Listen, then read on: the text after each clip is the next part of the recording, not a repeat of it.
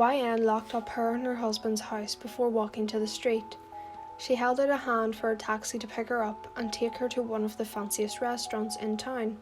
Her crimson dress flowed in the wind as a taxi stopped next to her. Wayan got inside and told the driver where she was going. Katsuki had made renovations for him and his wife tonight. He's been so busy with his work that they've barely been able to spend any time together. Katsuki and Wayan had planned many dates before, but Katsuki never showed up due to his work. He'd recently been renamed as a pro hero, so work only became more stressful and time-consuming. Wayan was pretty used to being stood up by now, but just this once, she was hoping that he would drop his work for her. The feeling of loneliness had been familiar to Wayan due to all the stand-ups. She'd been going to bed alone for the past month or so. It was like her and Katsuki were both strangers who lived in the same house and shared the same bed, but never talked. "Thank you," Wayan said politely to the driver while giving him his money and a tip. When she stepped out of the car, there were some catcalls sent her way. The dress she wore matched Katsuki's eyes and was tight around her chest and torso. The skirt was fluffy and flowy, making it all too comfortable. Wayan had a small handbag with her phone, chapstick and keys. You know, the essentials. The dress was very pretty, but Wayan didn't like how well it fit her in the chest. It made her feel uneasy when she was in the streets alone, even if she had a quirk to protect herself. Katsuki promised he would never let anything happen to his lover, but that promise has felt like it's been fading away with each day that went by. Wayan was extra giddy as she walked up to the door. Her expectations were high, expecting Katsuki to actually be there for once. She told the waiter who was going to seat her that she had reservations. The man smiled politely before leading her through the restaurant, stopping at a table in the middle of the room for two. Wayan wasn't surprised when she saw the table empty. "He's just late," she kept telling herself, but as the time went by, that thought began to slip from her mind, leaving her to believe he stood her up once more. "What would you like to drink?" the waiter asked. Wayan tapped on her phone case. "Just give me the most expensive wine you have, please," she said, knowing the bill would be paid by Katsuki. He deserved it, standing her up so many times. Out of the corner of her eye, Wayan could see a table of 4 young men who looked to be around her age, whispering and glancing at her occasionally. This happened every time. She gets stood up, and some dude tries hitting on her. Tonight, Wayan actually felt good about herself. When she looked at herself in the mirror before she left her home, she felt so pretty, so gorgeous. Wayan's phone lit up, showing Katsuki's contact that read, "Katsuki." It used to be something so sweet and cheesy, but Wayan has been feeling so left out in his life, she changed it back to normal, as if they weren't even together anymore. "Hello?" she asked, making her voice as sweet as she could muster with how she felt.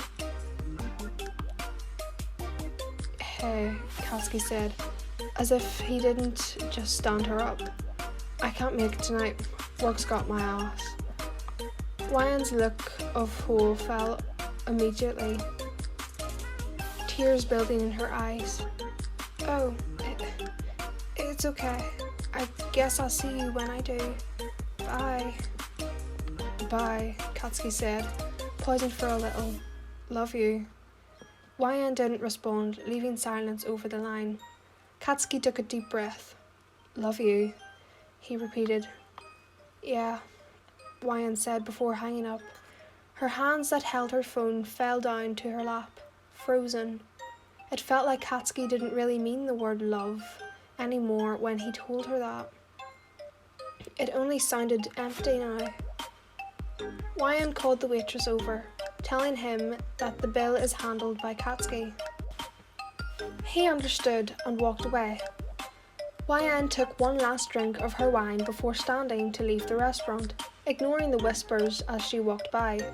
The cold air hit Wayan's exposed arms and legs when she walked outside, calling for another taxi. On the way home, she looked out the window, thinking about what to do next. What was she supposed to do? Come home when she sees Katsuki again?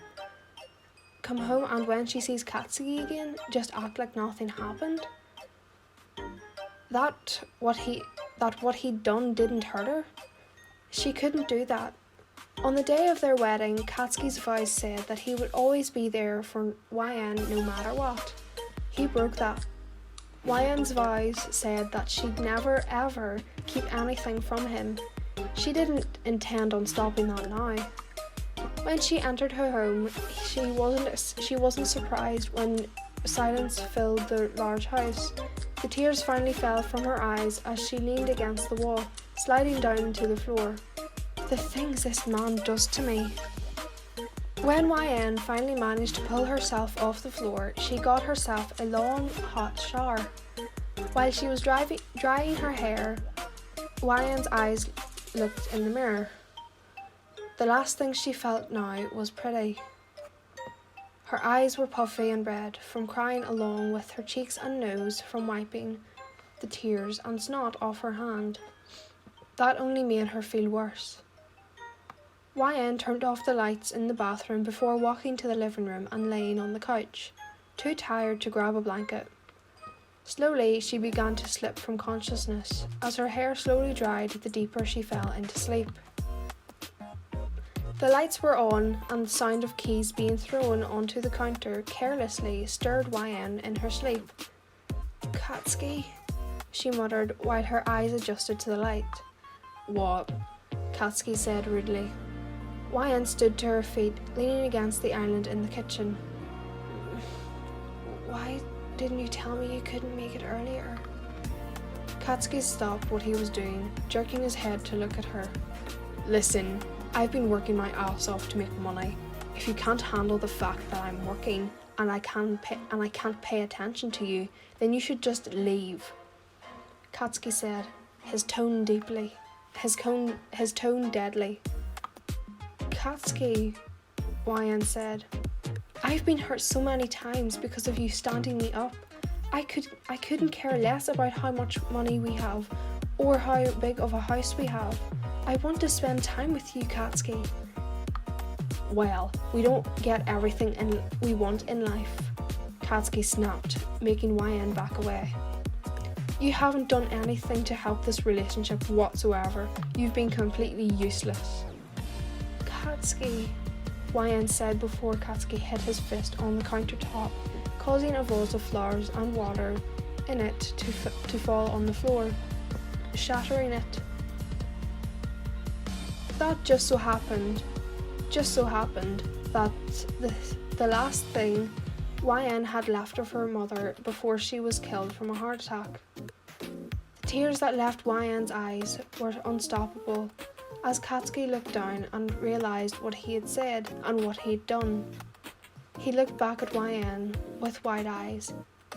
"Wayan, I don't mean..." Wayan let out a cry before running out the door. She didn't care that she was in her pajamas. She didn't care that she didn't have any shoes. But she couldn't be around him right now. As she ran down the driveway, Wayan could feel the hot tears streaming down her face. Wayan fell to her knees near the end of her driveway. She was out of breath from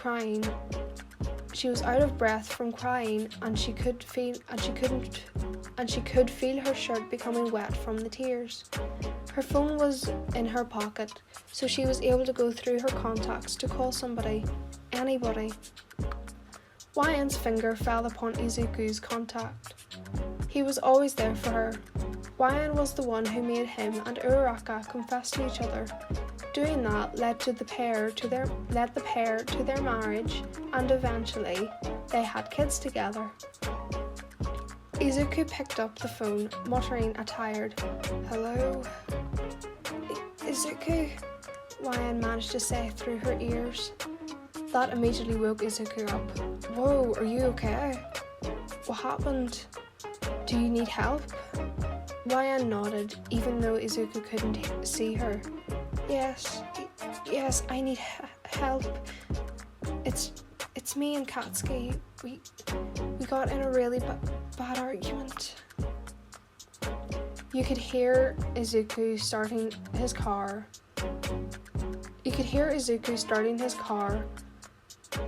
Over the phone.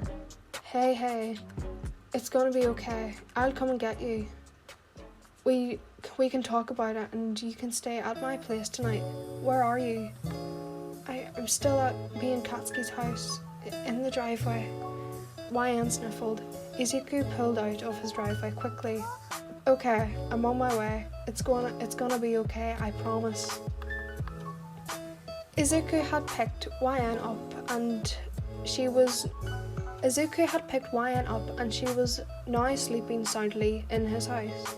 Meanwhile, Katsuki was breaking down. He was sitting on the couch. His hair was even messier than usual, and his eyes were watering from his own crying. He would have gone after Wayan, but he knew he messed up. Not only did he break her mother's vows, but he said such hurtful words to her. His own wife. That was unacceptable. Katsuki's eyes travelled to the shattered glass and the flowers on the floor, with the water that had spread slowly. He didn't know what to do. It would take hell of a lot more than a sorry to fix what he had done. That's when it hit him. Are you sure you want to go back to him so soon? Uraraka asked Wayan. Wayan nodded. Yeah, I'll have to face him eventually. I really want to fix things. We used to be so close in UA. Maybe we can get back to that. Maybe. Izuku walked down the hall, catching his keys he threw in the air. You ready, Wayan? She nodded while waving goodbye to Uraraka and walking out the door. Izuku kisses his wife sweetly before following after Wayan. Here we are, he said, turning off the car. Wayan let out a deep breath as she stared at her and Katsuki's home. She knew he was home. The lights in the house were still on. Thank you again, Izuku. I really appreciate this, Wayan said, gripping the door handle. He smiled sweetly at her. Don't even worry about it. I'm only a call away if you need me. Good luck. Wayan got out of the car, watching as Izuku drove away. A deep breath left her lips as she grasped the door handle to the house. Wayan hesitantly opened the door to be met with silence. Katsuki? Are you home? Wayan walked towards her shared bedroom that looked like it had a little bit of light emitting from it. The door was cracked so she couldn't see it inside. Katsuki, are you in here? Wayan asked while opening the door. Her eyes widened when she saw candles scattered around the room with petals around them. Strong arms wrapped around Wayan's waist from behind, and hair tickled her neck. I'm so unbelievably sorry. I know it's going to take more than that, but love, I've been such an ass to you just because of work. I don't think I ever realised just how important you are to me until I was alone last night. I've made so many mistakes. I've made you feel unloved. That makes me a failure of a husband. I've treated you so horribly when I should have been treating you like you own the world. Please forgive me. Please, I love you with everything I have, with everything I am, and I promise that I'll never ever let work get in between us. Please. Katsuki buries his head into the crook of Wayan's neck from behind.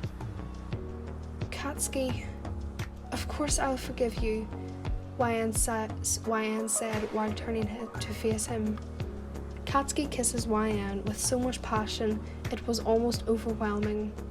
"Now then," Katsuki said while walking forward, causing Wayan to walk backwards. "Let me show you how much I actually love you." Hi guys, Flora Void here. This is my first time recording content like this, so please don't give me hate comments. I'm trying my best. If you have any recommendations for me to do and for me to make in the next coming weeks, go to my Instagram at flora__void. It will be in the description.